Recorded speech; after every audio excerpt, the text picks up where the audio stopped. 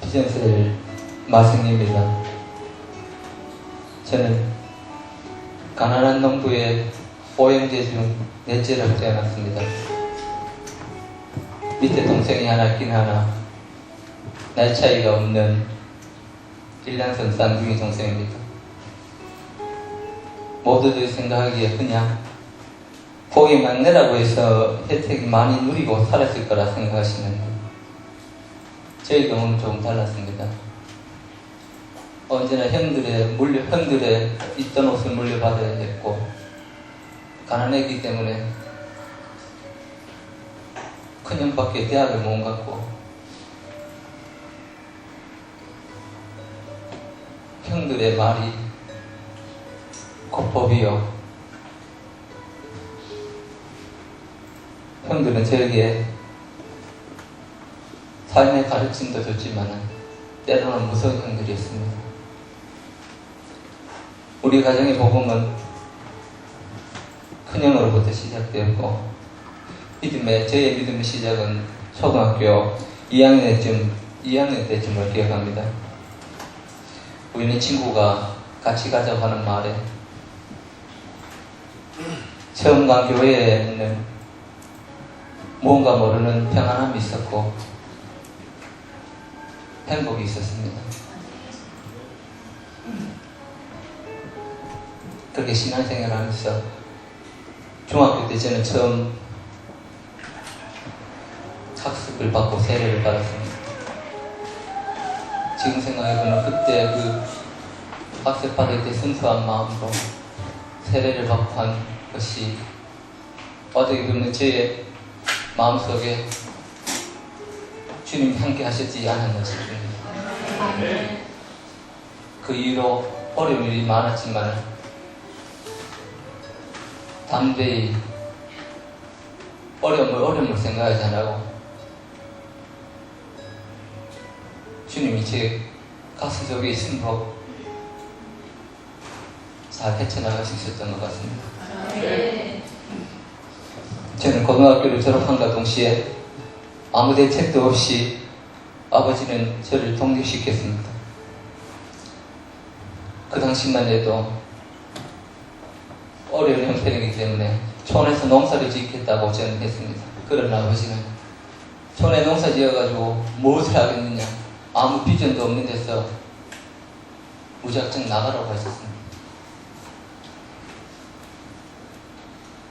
그때 통신 쪽이 유망하다고 해서 저는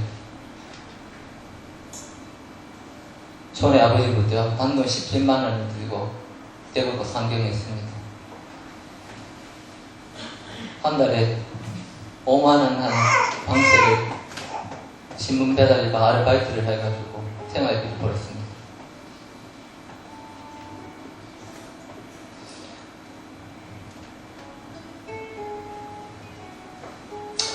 그 이후 공부에 대한 열망이 있어서 이래저래 정말 아무 저것도 없이 할 수 있는 공부를 했습니다. 국가에서 할 수 있는 공부. 처음에 정부 처리공과에서 구매에 있는 직업훈련원이라는 곳이 있습니다. 거기서 정부 처리공과를 배웠습니다.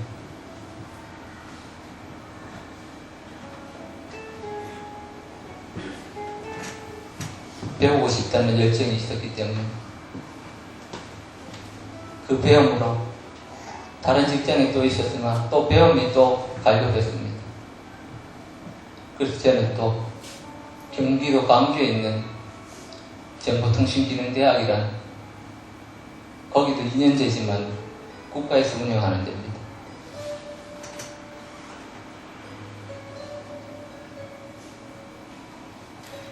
2년 동안 열심히 공부했습니다. 마침 그때 학력이 아닌 경력으로 기사 1급을 딸 수 있는 기회가 저에게 주어졌습니다. 군대 경력과 전하고 인부생활하는 경력으로 저는 기사 1급에 도전했고 거기서 기사 1급과 여러 가지 자격증을 땄습니다.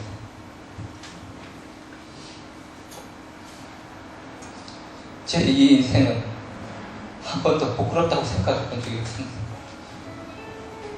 20대에 공부하고 싶어서 열심히 공부했습니다. 그럼 제 가슴에 주님은 항상 동행하여 주셨습니다. 네. 그 이후 직장 생활을 하게 되었습니다.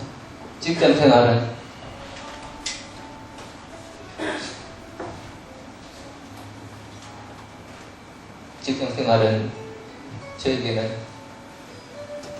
모든 것을 해야 하는 위치에 있었습니다. 주말도 없이 현장이라는 곳이 말 그대로 주말 없이 돌아갑니다. 그런 주말 없이 돌아가는 것은 저는 저의 책임을 다하기 위해서 주일도 반납해가면서 일을 했습니다. 어느 한순간 그것이 아무 무익한 것을 알게 되었습니다. 가정은 가정대로 집사람한테 아무 해주는 것이 없고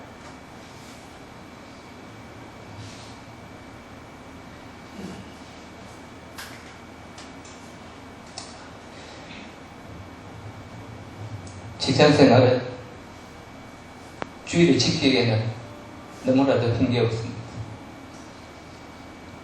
오히려 제 주의를 지키지 않으려고 했습니다.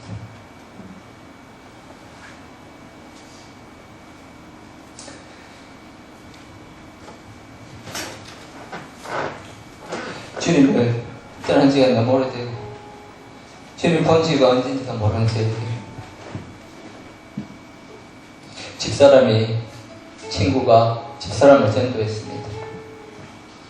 이 큰순 맑음색 교회에 시지에 있을 때 처음 가게 됐습니다. 처음 분위기는 정말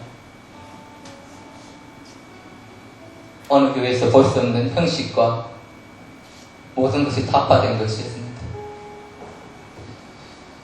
긴 예배 시간과 목사님의 열정적인 말씀은 저를 조금씩 변화시켰습니다.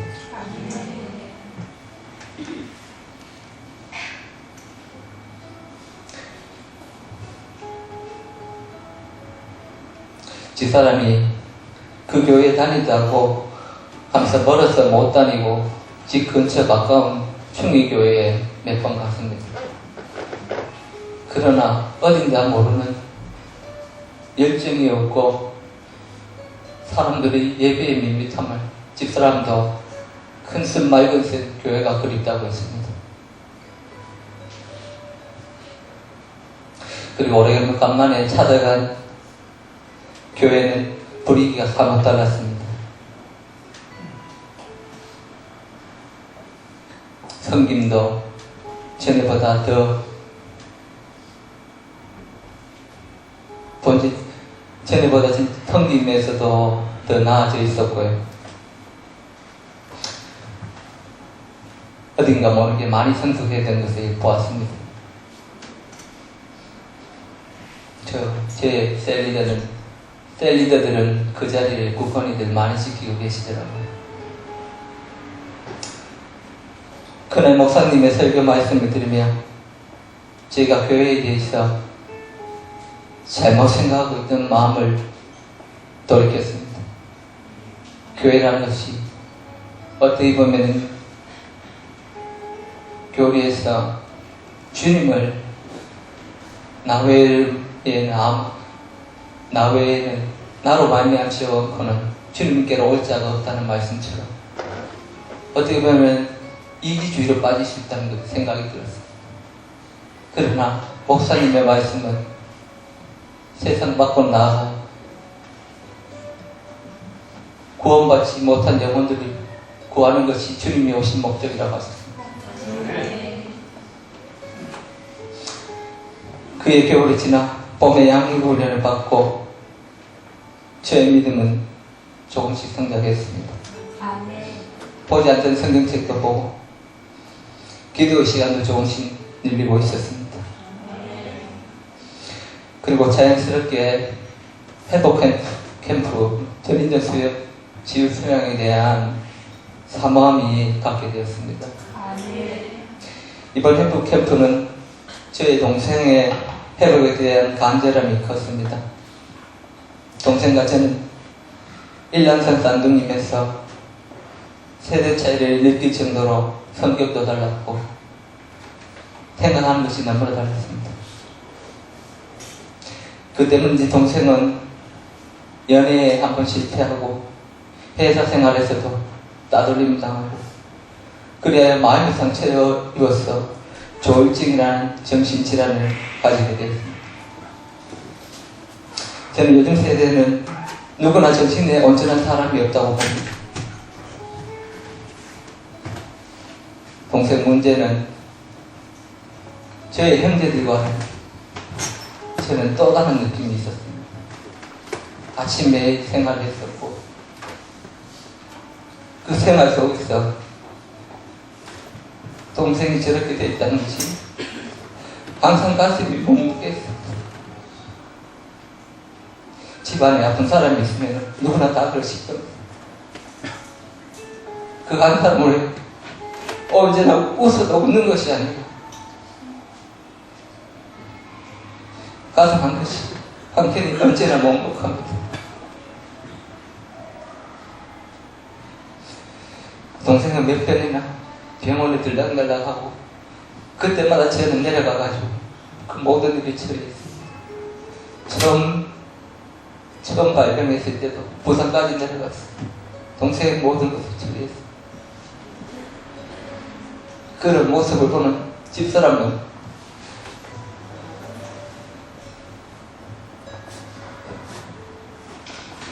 내가 좀 별하다고 생각하죠.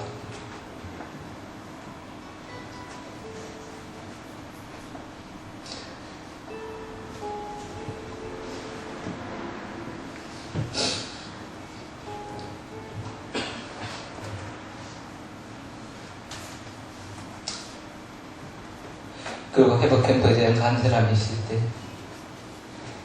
저는 처음으로 시작하는 회복 캠프에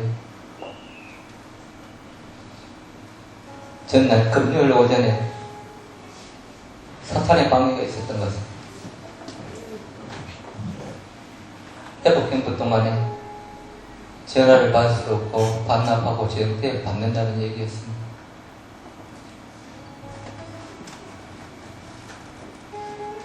지금 회사 생활에서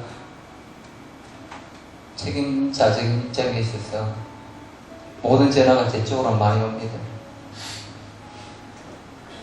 그렇기 때문에 전화를 반납한다는 것 자체가 좀 어려운 상황이었습니다.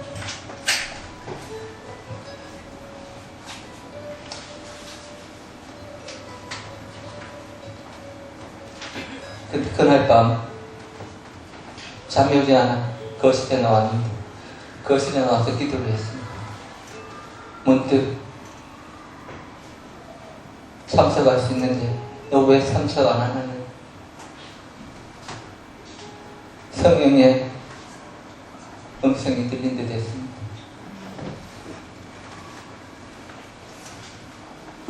그리고 다음날 아침 현장에 있는 동료 직원에게 전화를 해서 사정이 있어서 오늘 전화 받기 힘들 거라는 얘기가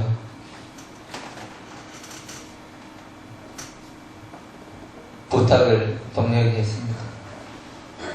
그 동료는 평소에는 토를 잘 다는 동료였는데 그날따라 아무 말 없이 흔쾌히 응해 주었습니다. 그때 그날과 그 다음날 현장에서는 아무 일도 없이 조용히 넘어갔다고 합니다.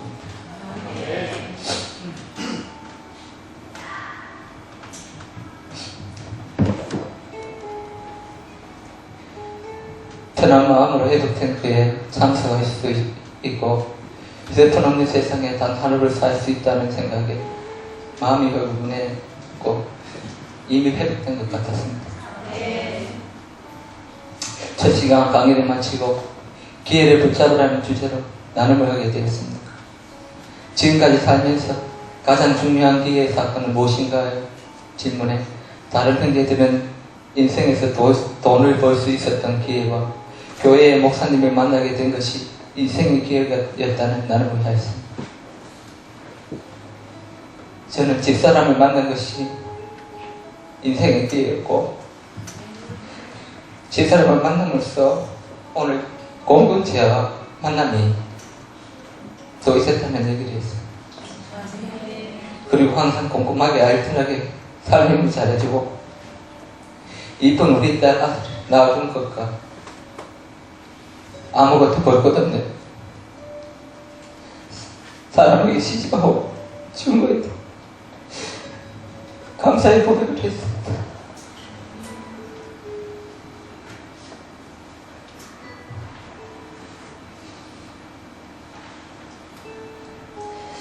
이가 십자가를 바라보라 했으나 누구나 죄인은 사실과 주님이 우리의 모든 죄를 대속하여 십자가의 사랑을 깨닫게 하셨습니다. 나눔의 시간, 남자로서 다들 비슷한 고민을 하고 있구나 하는 생각을 합니다.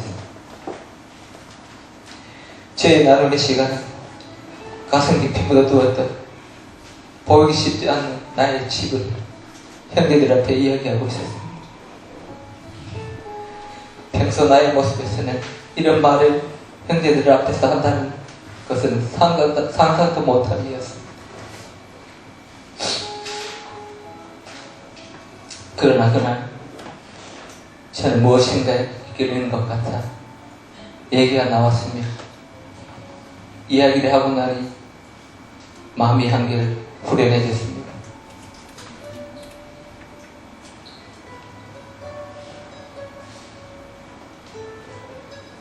제가 간증을 하게 돼서 목사님한테 여쭈어봤습니다. 제가 간증을 하게 되면 어디까지 오픈을 해야 되는 것인지.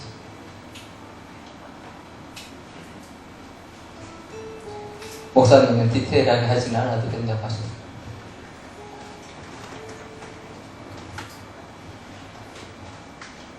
저는 어젯밤에 집사람에게 저의 집을 얘기했습니다.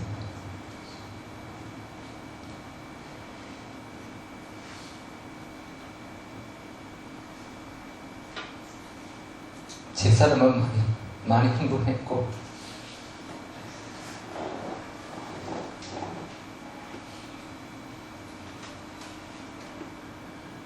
저는 집사람이 잠든 방에 들어갔습니다.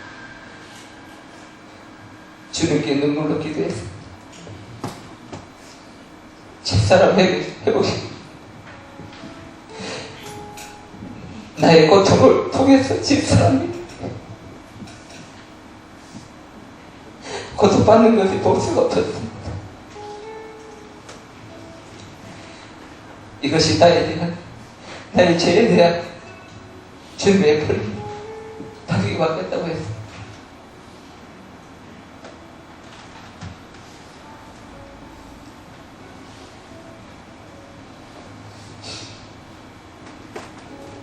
만일 우리가 우리 죄를 자백하면 그는 미쁘시고 우로사 우리 죄를 사하신가 우리를 모든 불의에서 깨끗하게 하실 것입니다. 주님의 말씀이 있습니다. 요한 1서 1.9절의 말씀대로 성령님이 저에게 역사하셨습니다. 형제들은 믿고 형제들은 믿기 때문에 얘기할 수 있었습니다.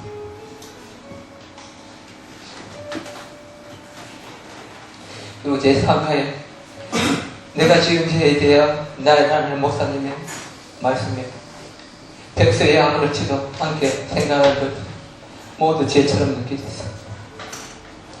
형제들과 화목하지 못한지 오로지 일에만 매달린 가정을 돌보지 못한지 죽어가는 영혼에 대한 애달픔이 없는지 사명과 비전에 비틀리지 못한지 아내와 딸아이에 대해 진심어린 마음이 부족한 자, 공동체 아픈 지체들에 대해 진심어린 기도가 하지 못한 자, 주님의 십자가의 사랑을 의심한 자, 주님의 것을 구분을 해야 드리지 못한 자 등등 수많은 마음 제들 생각나게 하죠.